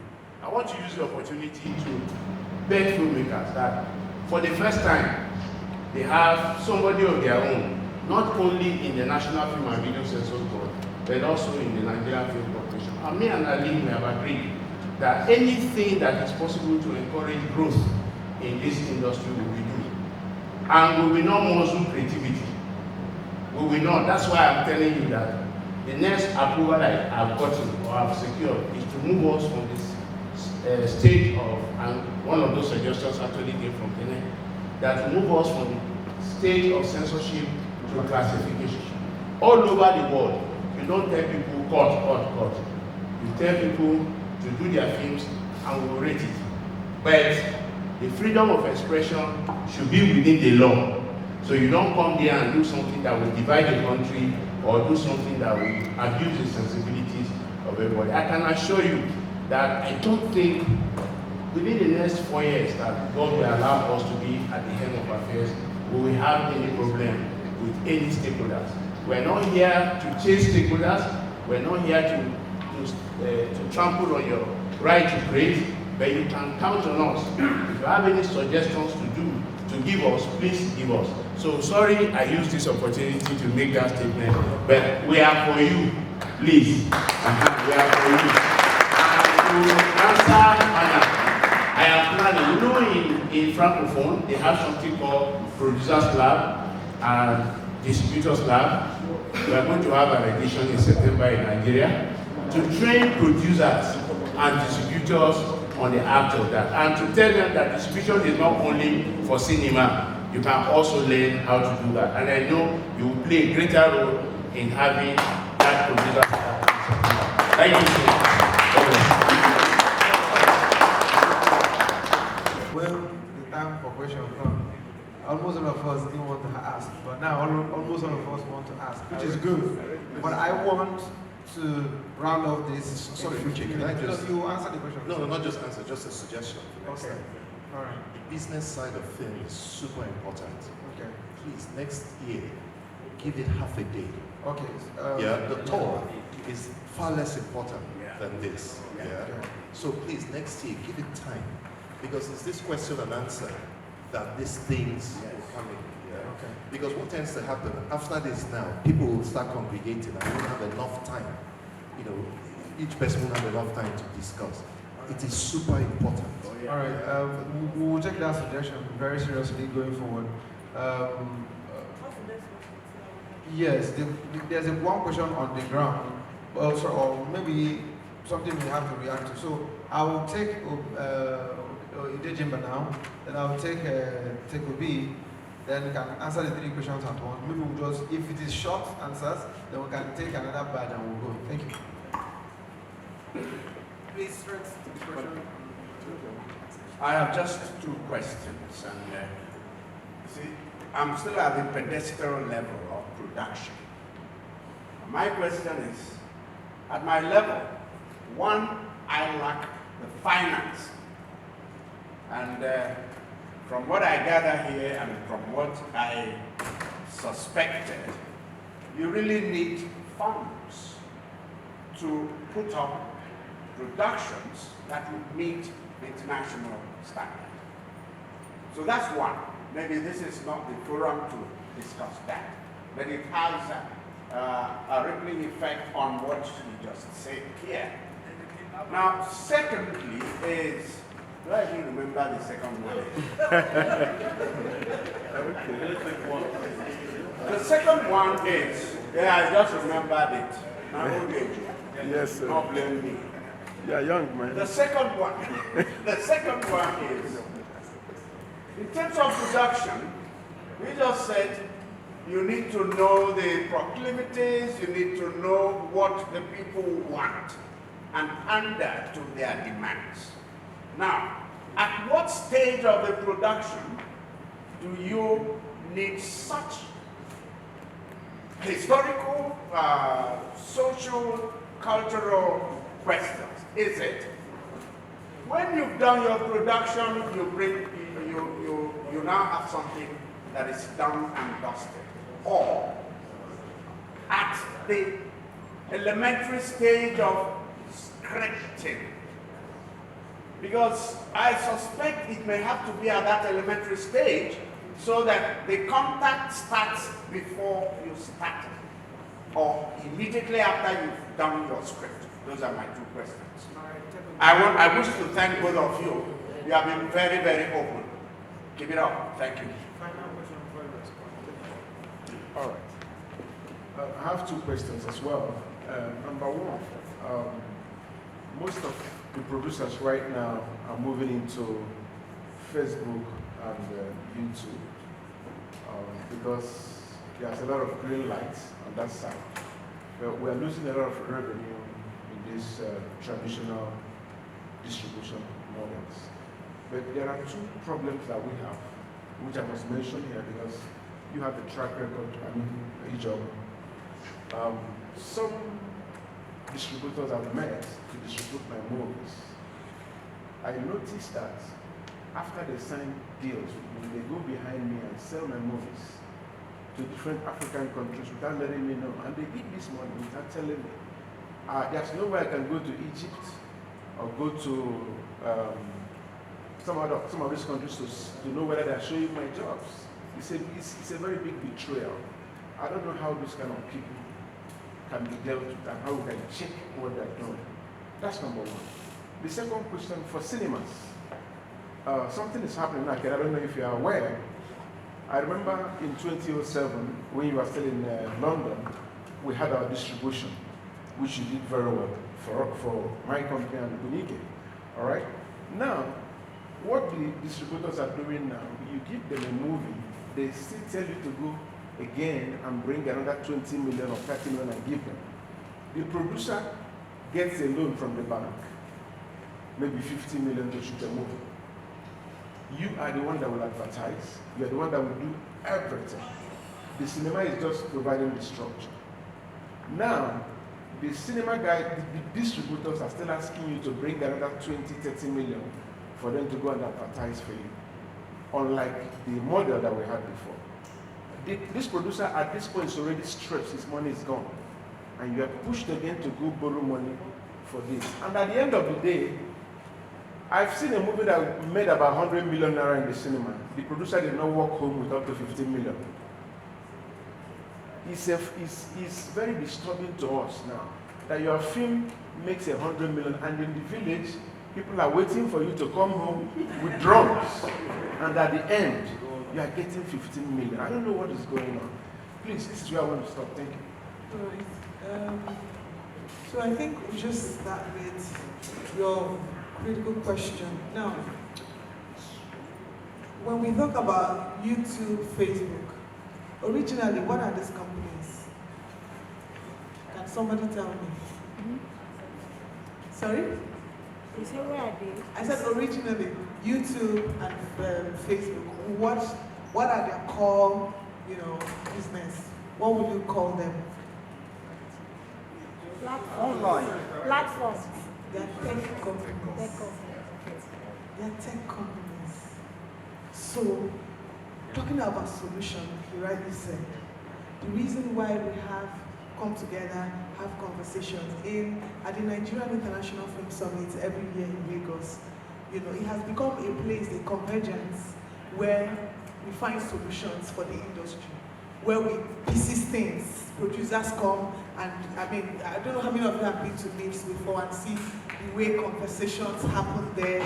Real issues like the ones you're bringing up here are dealt with, and after that, people leave, distributors go and they adjust, their policies. Producers also take, so that's the whole essence of just bringing people together, where practical, solutions are proper to the issues, the burning issues. So I use India as a case study. In India, there are about top 10 platforms in India. 10. Out of these 10, 3 are international. The rest are local. So if the international ones, for example, decide to leave, that there's still something that can happen, isn't it? So I think that one of the first things that needs to happen is when there are forums on business in the Southeast or even Nigeria as a whole, we need to take these film business conversations and help people to understand the investment potentials, the opportunities they have. That's number one. Secondly, we need to bring tech people in the room. We need to have a convergence between film people and tech people. You know why? Because we listened to a young guy yesterday at the awards who told us how he used AI to build from scripting up until the product. So I believe that some of us here who have become, stars like the twins, you have following. If you can get people to come into a hall, she was telling me she had like 1,000 people or so in her premiere. If you can get people, how do you monetize your followers? Is it enough to say I have 1 million followers? Okay. Can you telling me that if you have 1 million followers, you can't convince 200,000 to drop 500? Remotely, both those in America, you have fans in America, in UK, everywhere. So how are you trying to, on your own, without you depending on someone? These conversations have to happen with tech. Because I believe that it's very possible for us to have, for you to have an application where you can tell your fans, please, you do give away, please, download my app, please, the same way you're driving people to subscribe to your YouTube channel. It's the same. So we need to become very creative in profiling some of the solutions that we need to be able to move from point A to point B. Let's not just get comfortable that, okay, this is what we're doing. What else can we do additionally? You've got the power in your hands. Just put out a post, your engagement level. Some of us here are not influencers, but we also have those who have gotten to that point of becoming influencers, of having people. Begin to monetize your followers. YouTube is just one way. When you drive them to subscribe to your YouTube channel, that's just one way of, So there are other things that we all need to come up with and see how we can, create more opportunities, more avenues for, revenue generation. Because it's very thought-provoking when you look at, okay, this is what we have today. Tomorrow, if it's not there, there are people who build mansions by cinema, the DVD. Yeah. And today, they are no more where they used to be. Absolutely. There are people today who are building mansions with YouTube. Absolutely. If any policy from government or anything happens tomorrow, what happens? That's right. So that is the reason why, as business people, it's good to be a creative person, but also as business people, let's begin to look. These things may not cost us so much. It's just that our eyes are not open to the opportunities that we have. I don't know if you understand. So there's a conversation that needs to happen with tech and the film industry. That's my response to it. That's one of the solution. And then to answer tech, listen, the truth is, even your film that you're putting on Netflix is being pirated, and people are making money off it. Even your films that you put on YouTube, somebody in Angola can download it and put it on TV. How are you going to know? So unfortunately, why it's very, you know, what's it called? It's very wrong for distributors to sell films without, let's say, the producers. No. Well, in the first place, when you're dealing with people, you also have to look at their track record and their character. All the while I've been doing distribution, you know, producers, when they see my call, they know it's money, because I don't call. Do you understand what I'm saying? Okay. And they're not even aware See? that I'm having a conversation. Integrity. So integrity is very, very key in this business. And that is why a whole lot of people, the confidence with some distributors locally is waning because, you know, the stories are not so good. And I mean, I thank God for that grace that, oh, I'm able to return money to producer. It's not everybody that's at that level. Because they don't know the conversation. I'm going to different markets. They don't know the conversations I'm having. And at the end of the day, sometimes they trust me enough with their film. I've even sent it, I've delivered, and I said, this is the contract. Do you want to be close? And you know, money that you're not expecting. Yeah. You see what I mean? Money that is not, it's just coming from nowhere. Oh, really? Last year, somebody said, oh, I wanted 24, 26 episode TV series. I said, why don't you make it 52? And I will get to you a lower licensing fee. The producer is not aware. I did all the negotiation. And at the end of the day, he got 7 million that he wasn't expecting. Do you understand what I'm saying? So, you know, it all has to do with the kind of people you're dealing with, and also make sure that you're dealing with the right people who are integrity. Thank you. All right. Thank you. Let me just start with that because it's fresh in my mind. My distributor selling my film behind my back, sue the person. Ijeoma is answering based on the benefit of the doubt that it's not the distributor, it's somebody that pirated it. But if you're sure from what you say, let me tell you something, lawsuits will help us keep it straight. My friend here, Jude, sued me, not me directly, not me directly. But let me tell you what that thing did, yeah, for the industry. It made everybody aware that if you're a writer, make sure you have this right or whatever it is, yeah? It opened everybody's eyes. Those things are good, yeah? We were sued, Film One at the time, by Sony Music, some other ones, for certain music in AY's films, yeah, that time, you know? And, you know, things were resolved, but that's why if you go to a good distributor now, chain of rights, music rights, everything must be there, black and white. That's how you learn. If we refuse to learn, Nigeria, we need Blala a lot of times, yeah? You know, but we don't do anything until Blala comes out, then we straighten out, yeah? So sometimes lawsuits are good.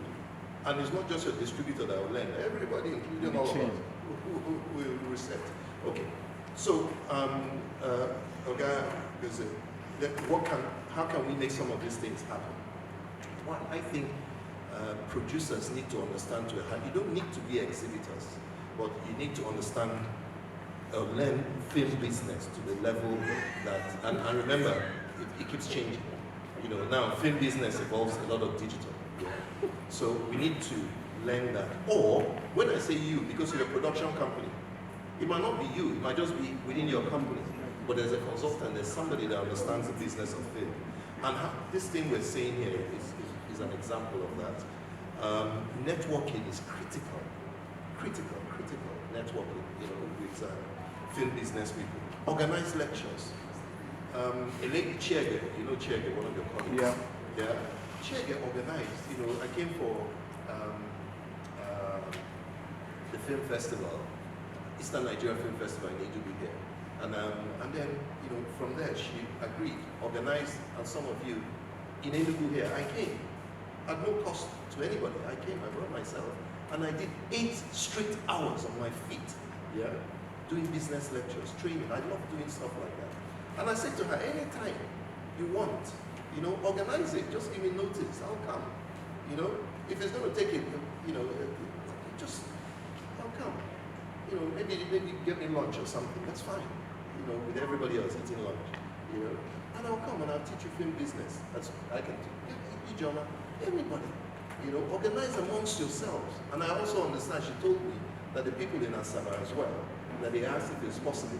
You know, when I finish what I'm building, I want to be doing it every 2 months. You get yourself to Navy, you know, we look after you, give you a nice environment, and 900-seater, well, I'll teach you stuff, you know, because how will this happen, you know, if we don't have lectures?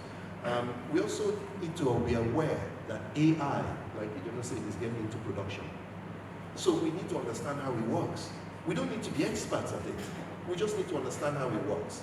You know, so if AI writes scripts now, maybe we need to understand how it does that so we can instruct AI to write the scripts we have in our head. You know, so all that we must do. What do we ask of government? You know, I know a lot of times, particularly in the Southeast, you know, we go to government to do something, they give us envelope, we share, fight with each other for it. Why don't you tell the government to organize a lecture one day and get film business people to come and train you, as opposed to those envelopes we'll take? I'm sorry, but I'm just being open. I'm one of you, by the way.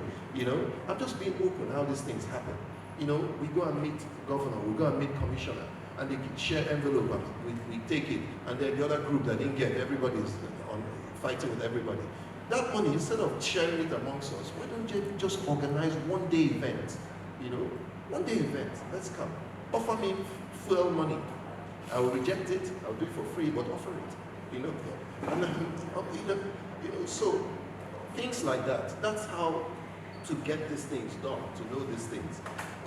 Film finance for production, sir. For local market and international market. I would say, yeah, show me the money.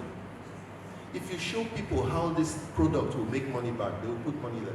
The problem is that we don't show the money, we show the creative, we don't show the business.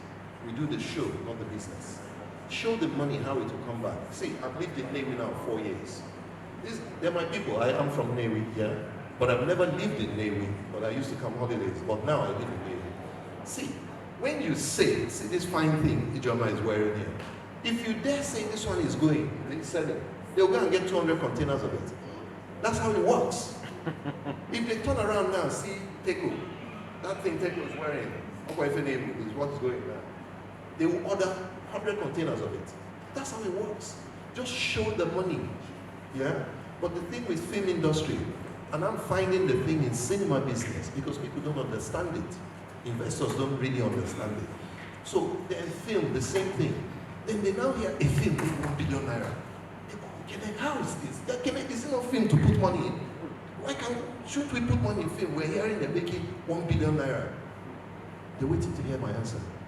You know, is it possible? Is it true? You see, a lot of times, they're not necessarily asking. They just want to know that this product makes money. Yeah, and then they can see the evidence of it. A lot of times we're not showing them the money. What we're saying, this one will push our culture, this one will push our language, let's not let our language die. The man is thinking, you know, for 100 million or for 20 million. I beg, let the culture change. Okay, anyway, you get what I mean. What people want, at what stage do we add all this stuff? Do we add all those elements I was talking about and all that? What stage? Okay, it's like writing a business plan. If we want to build this hotel and we have it in plan, what kind of hotel do we want to build? Is it hotel for families, for business people, for children? Will it have swimming pool, all that? It's not far from how many universities? Students will be coming, they like swimming, okay, we'll put a swimming pool. Also, do we want an event center? Will people be having weddings? Will there be a car park? This is scripting. This is pre-scripting even, yeah? So it depends on what you want, yeah? I watched the film Equalizer 3. Who's watched it? Equalizer 3, Denzel Washington. Please, if you haven't done so, or if you didn't do when you watched it, watch it again. That is a pure advertising for that little village in Italy. Yes, sir. Complete, I loved it. But we watched an action film. Yes. Gory action film. That's what we watched. But it's a master advertising for culture, for food, for architecture, for, you know. And I was watching it. Family. For family. You know, when I watch film, sometimes with film industry people, I use it as training. Every scene, I'm like, do you know why they did that? Do you know why they did that? That's why they did that. Look at the camera angle. They're showing you the street. They're showing you, look at that building on the right. They're showing you that window, that architectural window. That's what's happening. in a film that was not advertised as a cultural film, as anything. It was advertised purely as an action film, has showcased you everything about that village. Please Google that village. Google tourism in that village and see how it spiked.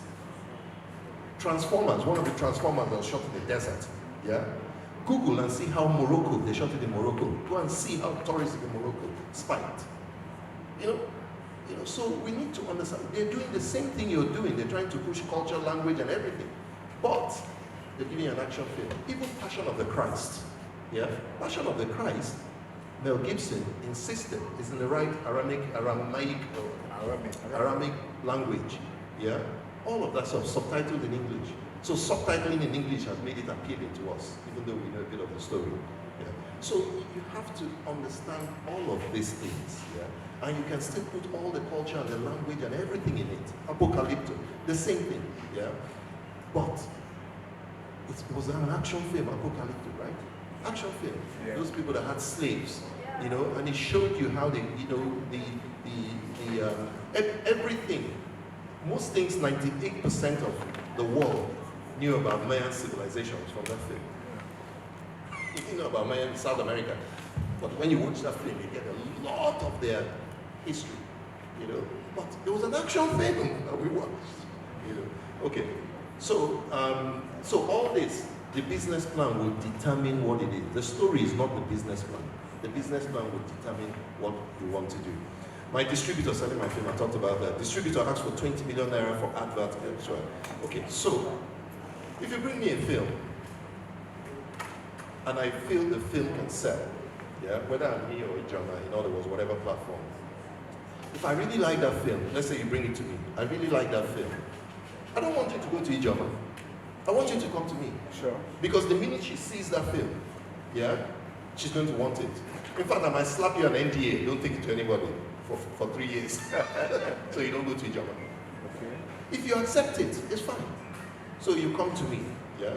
And so the question is, who has the yam, who has the knife? Yeah?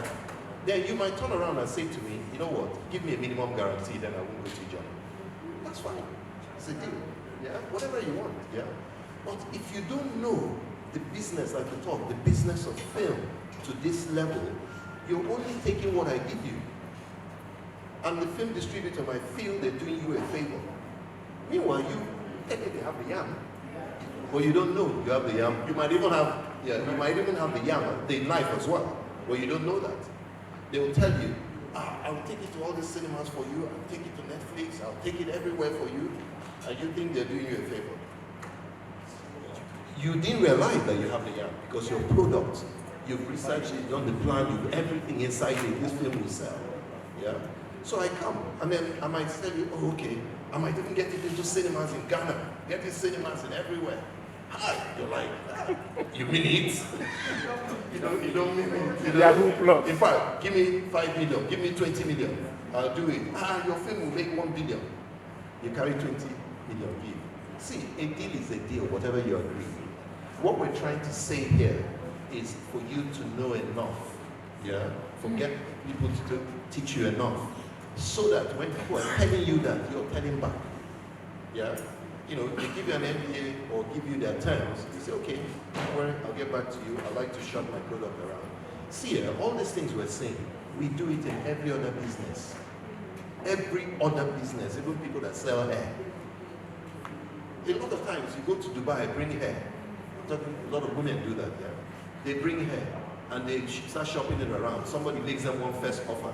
They might say, wait, let them shop around a bit. Then they take the best offer. But sometimes we get an offer, we get excited, we take it. Yeah. So if I don't give you a minimum guarantee and I tell you, okay, to do you a favor, this film, you have to bring money for marketing. That's an indication that I don't like your film. I'm just doing you a favor.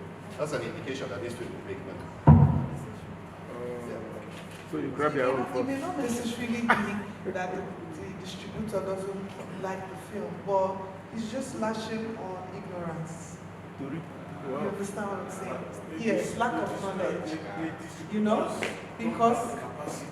Because again, we've had this conversation in NAVES, and I remember I moderated that session and I told the distributors that in very structured clients, the producer shouldn't take up marketing costs, Kene. Exactly. But they do it. In all fairness, They do it. it's not for a producer to invest in, you know, I mean, you should have your marketing budget, okay? Let me also balance it, because most times producers think that your budget is just for production. No, when you are doing your budget, marketing and production are part of your budget. Sure, we know. And for you to successfully distribute the film, I tell people, at least 50% of your production budget equivalent should be dedicated to marketing. Sure. That is one of the models that when you see people who are successful, that is what they have done. But let's even assume that you get to a distributor and you don't have the financing for marketing. If the distributor, at most, it should be a shared recoupable cost. So, I think where you got to be very careful, yeah. Even the presentation we had, you keep referring to yourself as independent producers. And then you compare in climes, like you said, in mature climes, you keep comparing yourself to how mainstream operates.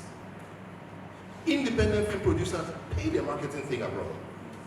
Let me tell you, if a studio wants your product or any distributor, and they like your product, they put money behind it. Yeah? If I want to release your product, any deal is any deal. That's the key thing. Yeah? So if you give me a film, yeah, and I know I like this film, I project I will make this film will generate X amount of money. I'll give you money up front, including I'll do the marketing and I'll recoup it. We agree that we will recoup it, yeah? But if the film I know is not going to do anything, yeah? And maybe there's pressure everywhere, you must release our film, you're not supporting us, yeah? I'll take your film and I'll tell you to do your own marketing. Because I know I've projected this film is not going to make money back. You understand? So any deal is any deal, but the key thing is, do not compare yourself when you say you are an independent producer and you compare yourself with mainstream overseas. Don't compare. Compare yourself to independent. But I think you should describe yourself as mainstream. Where is the mainstream Nollywood? They're all sitting here. That's right. So why are you independent? It's a mindset thing for me. You're mainstream. So I think that should start changing. I mean, how many years of Nollywood is here? Combined box office, combined revenue, combined anything from 1992. How can you be independent? Do you understand what I'm saying? Yeah, sure. And if you're now mainstream, we have to start thinking mainstream. My chat with her, I said that, and I said, what do you mean? He said, your people don't make films for global audience. That ached my soul, and I was like, okay, there's half truth in what he said, but there are fantastic filmmakers down here who still are thriving, looking for such opportunities. So what we're doing with this festival for us is quite deliberate, and that's why the vision continues is to open the doors of Southeast Nigeria to the rest of the world using film. We want to harness, we want to democratize this film business. Madam Ijeoma has had a lot of edition of Naivas in Lagos. Why can't she do it in Southeast? So these are the conversations we will continually to have, and it cannot be exhausted in a day. So I want to thank you people. I know that some of us here are still itching to talk. The conversation continues as we are going up, because we must have to go and see the city. Some of you, when you came in, have not left this hotel for the past 3 days. Let's go and see the city a bit, and then we're back for the closing ceremony. But I'm sure they're still here. I want to thank you people very much for agreeing to, I know I've chased Kene for like 2 or 3 years now, and finally he came to do that. And Madam Ijeoma has always been in support since I met her. She has always been very supportive. So thank you very much for coming, and thank you all for having the patience for this very long session. We'll continue the conversation. God bless you, and thank you. Photographers, you may have a take picture. Thank you. Official pictures, please. Thank you. So right now, we are moving out.